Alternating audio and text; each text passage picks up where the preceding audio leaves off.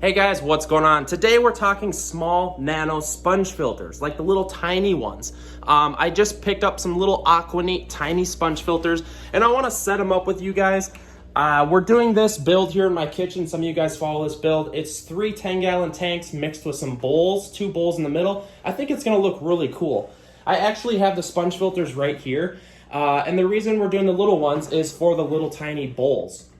And yeah, some people have asked, this is actually a cheese ball puffs, the bowl of them. See, like literally if you buy this giant thing of cheese balls, you get the bowl and you can use it as a beta bowl essentially. So I guess let's just deep dive into talking about the Aquaneat Nano small sponge filters, possibly a review, unboxing / setup. All right, this table is disgusting. So before we do anything, let's wipe down this table. I swear I don't live in a trap house.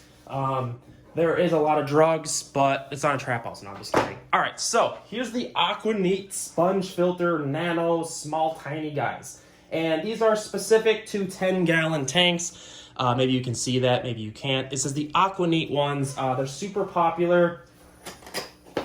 Ooh, these things are tiny, itty bitty. All right, so this is one of them. Ooh, came with a little bonus gift.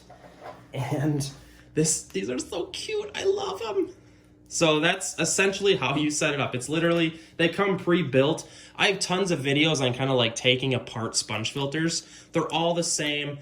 Take it apart and kind of get some, learn the knowledge of what the pieces do and how it all works together. Essentially what you do is you run, God, I'm bumping the camera. You run the air line through here, hook it up here, and then put this down. This is called the lift tube. And as air gets pushed down in there, the bubbles float and it raises water volume with the bubbles. It's not rocket science. Let's set it up in a bowl. All right, so here is the sponge filter. Here is the bowl. And essentially what we're gonna do is run the air line through the lift tube and we are going to connect it this way. Have I mentioned how cute these little sponge filters are? And then what we want to do when you put it in the tank, here, let me zoom in a little bit so you guys can get a better glimpse of this. Turn the camera a little bit. What you want to do is make sure that all the air is out of the sponge itself. Because what happens a lot of times is this thing, you'll wake up in the morning and this thing will be floating because there's air stuck in it. And there we have it, guys. Looks pretty good. These bowls, I don't know if they're gonna be super cool because you can't really see into them that well. And I think it's the plastic, so let me get this cord a little better here.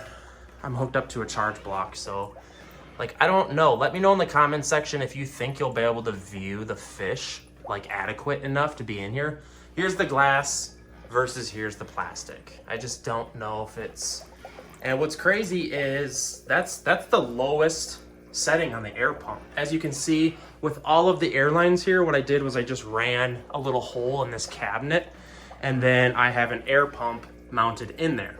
I know, it's brilliant.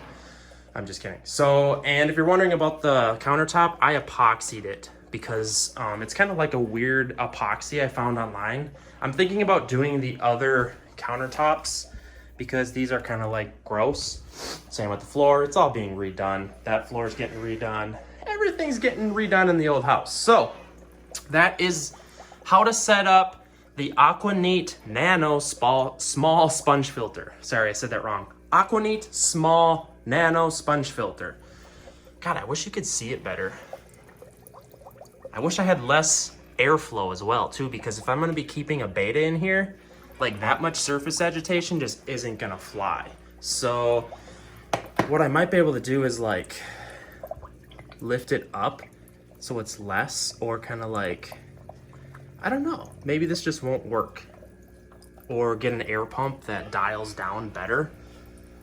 All right, guys, let me know in the comment section, is this stupid? Is it not stupid? What would you put in these tanks? I already kind of have a branch right there. This is a dirted tank.